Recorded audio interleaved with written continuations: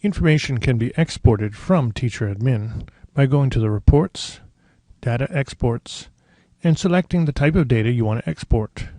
We can do students, families, non-students, staff, classes, and class rosters. Now, depending on your permissions, you may not see all of these. The methodology works the same, so I'll demonstrate with students. Here's our students. Notice it says 1009. By default, we're looking at only students that are in school right now. If you need to include students who are no longer in school, unselect that. The data will reload, and you can see now we have 4,602 students. Let me turn that back on. There it is. Here's our filter row. We could, for instance, just type in here, and now we have only the males. Or we can use our drop-down filter. All right. We have the brothers, and we could choose a nationality. For instance, let's say Australian. So now we have 39 male Australians. If we then filter the status, say only those that are withdrawing. There.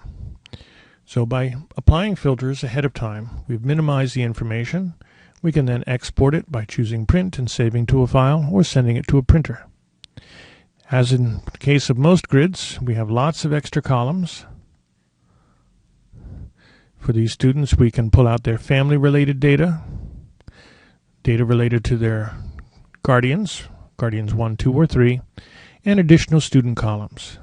Virtually anything connected with this student and or their family and guardians can be put into this and exported.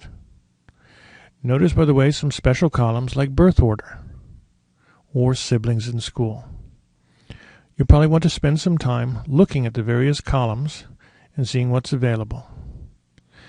Now, if you don't want to export something, just drag it away and it will be back in the column chooser.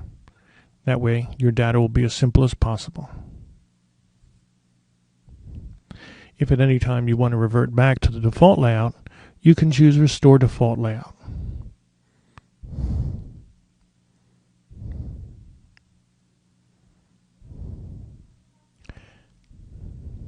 And there we have it.